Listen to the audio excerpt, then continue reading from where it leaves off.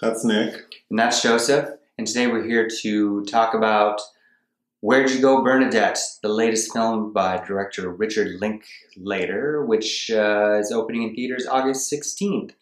I think we first need to address that this is a much delayed film by Annapurna. It's been pushed back several times. And after seeing it, I think I can see why. Well, first, I feel like we need to say, well, at least for me, I really, really like Cate Blanchett. Yeah, she's excellent. She's great. Always excellent. She's always excellent. She's excellent in this movie. I feel like I could watch her apply deodorant to herself and I would be impressed. She's just so good. But that's it.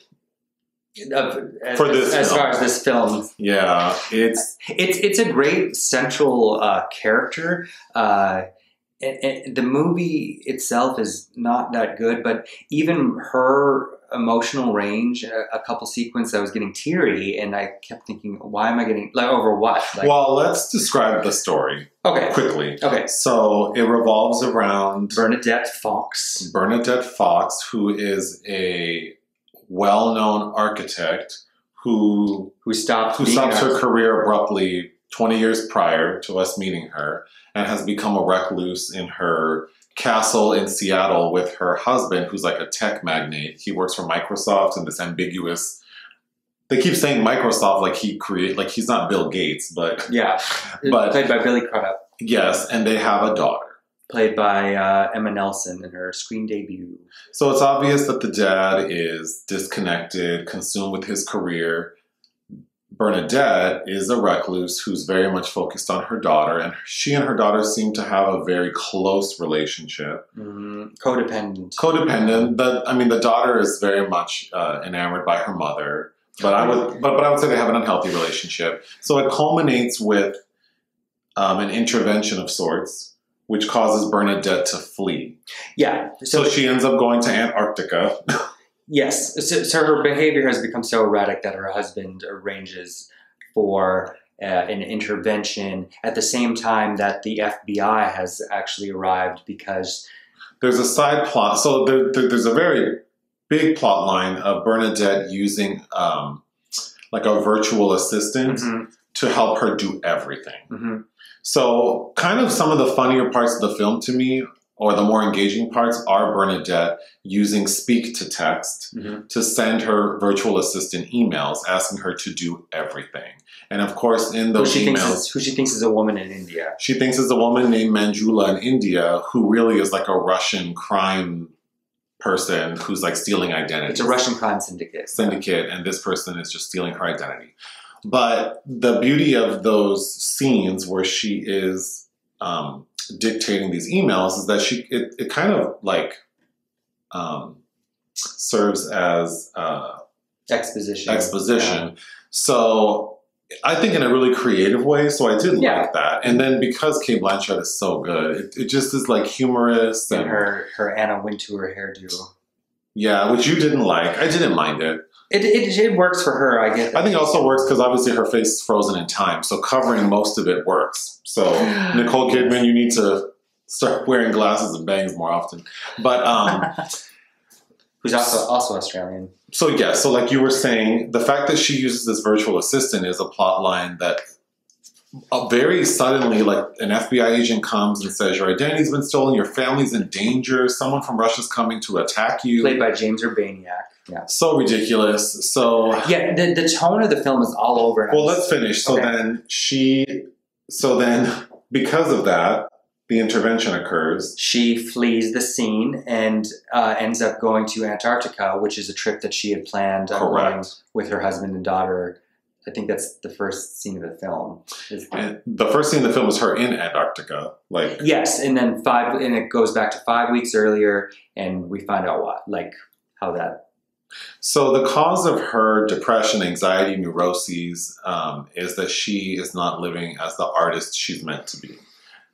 So she becomes inspired in Antarctica to build the new observation or research center in the South Pole. So the movie ends with her going to the South Pole to presumably get the contract to build this observation she site. left LA with her husband reluctantly, and then ended up getting stuck there in this mansion that looks Seattle. Seattle. So Seattle's a big character in the film but because she LA, hates Seattle, which is like a tech city, right? So she hates being there. And they live in a Grey Gardens type the house is very Grey mansion, Gardens-ish. which there's also a subplot involving her harpy of a neighbor played by Kristen Wiig.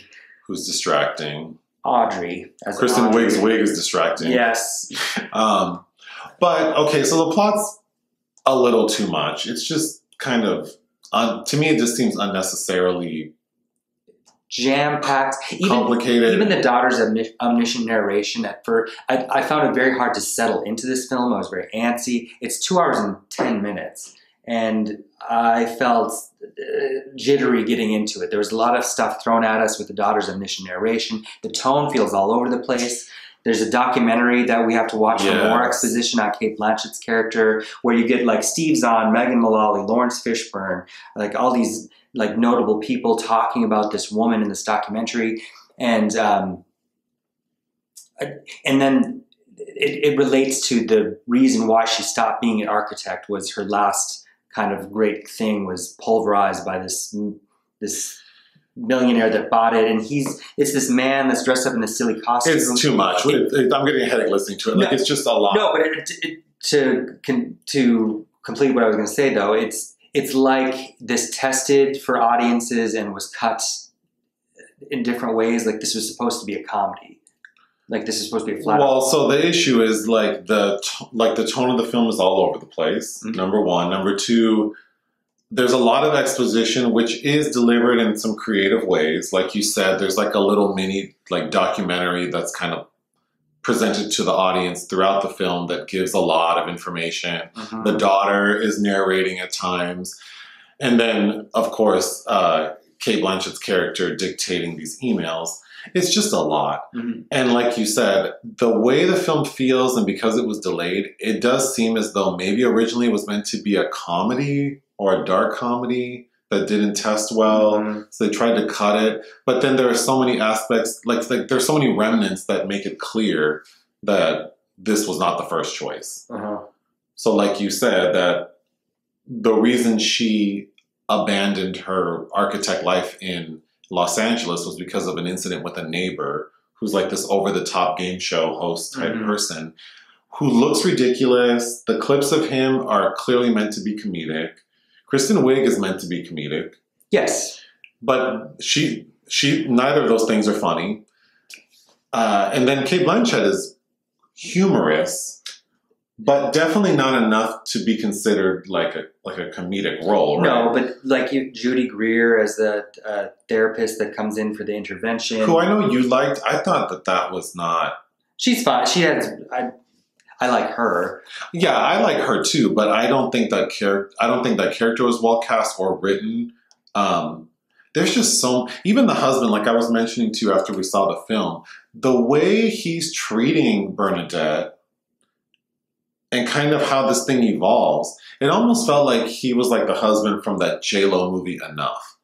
Like I almost was expecting him to be abusive to her, but really he's actually quite passive and generous. He just seems very detached and... like he doesn't know how to talk to her. Right, but it's just like, this evolves so quick, or devolves so quickly. And then also, I mean, I hate making everything about race, but it does feel like, oh, this looks like... it's very rich white people. It's very rich. This movie is on its rich white people shit, because it's just like, oh, we have so much money and time and resources, and, you know, like she just decides she's going to go to the South Pole and propose to build this structure. And he has this ambiguous, like, executive position or owns something with Microsoft that in the end he says, oh, I quit. I just quit. I turned in my badge. I'm going to be my own thing. I'll spend more time with my daughter. Okay. It just seems like, well, if you had that power, you should have done that a long time ago. Right. So you're a shitty dad and a shitty husband. Yeah, when he realized, like, I think I've done wrong by your mom, it's like, it took you 20 years to realize that she should... and her going crazy. Right, to realize that maybe you should have prodded her. Because Bernadette is a full-on... she's fully neurotic. Oh, yes. And a recluse. Mm-hmm. Well, not completely. She is able to venture out and take her daughter to school, but she doesn't interact with anyone. She doesn't have social skills, yeah. So it just seems like it devolves so far for a family that seems pretty okay. Like the mom and daughter seem fine. The daughter seems well adjusted. There are also, excuse me, things that the husband does, like during the intervention, he brings along his secretary, who Bernadette has expressed concern pleasure over because she's a nagging school mom that doesn't like her, she's upset that her husband is hired, much less like is in her home during an intervention. This is a good example of why I think as well that this film was meant to be something else, because it's so inappropriate that he would hire this like mom who goes to school with his kid, who his wife is complaining that they're all like gossipy, and it just it just seems like maybe that role was meant to do something different, and then it got cut to just be like, it's just very uncomfortable to watch, but not in a deliberate way. I will say that actor, what's her name? You don't know, Zoe Chao. I shit on her for being in for her role in the movie Sell By. Mm-hmm. She is much better in this movie. Mm-hmm. Yeah. And I like to see her on screen, so I hope she gets to work more. And it's not her fault that this train wreck. I wouldn't call it a train wreck, but if it weren't for Cate Blanchett, this movie would be a flop, like an utter flop. Well, I think and luckily, I mean a flop just as in like not even worth watching. Yeah. But because Cate Blanchett has such a strong central role, it is watchable. But I rolled my eyes a lot. And I was getting anxious, like, oh, God. I cringed a few times.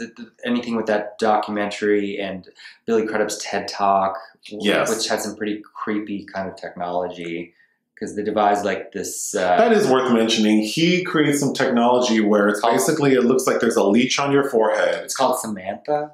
That reads your thoughts and then can dictate it, to text. But then in the end, he says, oh, Microsoft doesn't want it, so we just scratched it. And it's like, this seems like pretty revolutionary technology that could really help people who are like... He says it's going to be used for games, and he's not interested in that. I feel like that would be great for, like, people who are deaf or have injuries. It also sounds... But whatever. Scary. It is scary, too, but it's just, like, so many things that I don't... Well, it's based on a book by Maria Semple, and the script was a little worked over by Holly Gent, who last worked on his Me and Orson Welles from 2008 with Zac Efron, that's a Linklater film I had not seen. Okay. I think, you haven't watched the Before Sunrise trilogy, but you've seen Bernie, the Jack Black movie where he kills Shirley MacLaine. He's like a gold digger? Yeah. Okay. He's gay. Well, I'm struggling on what to give this film. I feel like if you like Cate Blanchett, you should watch it for sure, and you'll be pleased. But I think I give this film 2.5 out of 5. I agree, 2.5. It's all over the place in the mess. Oh, and Kate Burton is in it at the end. Yeah. She was a nice odd little touch. Yes. I think anytime I see her, I'm just like, oh, Richard Burton's daughter. Oh, yeah, she was a nice touch. Yeah. But even that, like, plot point of, like, her being in charge of who gets to visit the South Pole and only, like, really powerful people go to, like, scrub floors because for some reason, like, it just... The story is just so ridiculous that to me it was clearly meant to be a comedy. Even, like, how the Antarctic is depicted is not interesting. No, it really isn't. Like, that should have been so fascinating, and it just seems like, oh, they're on a boat and it's cold. It doesn't even feel cold. There's a seal and some penguins. Yeah, I mean, I know it's not always, Arctic in the Arctic. No, but still, it just didn't seem like there could have been some really cool shots. I don't know. This film looks like a salvage job. Yeah, I think so. And then the release date and being pushed back several times. But Cate Blanchett, we love you. Yeah, she's great. I mean, bye. Bye.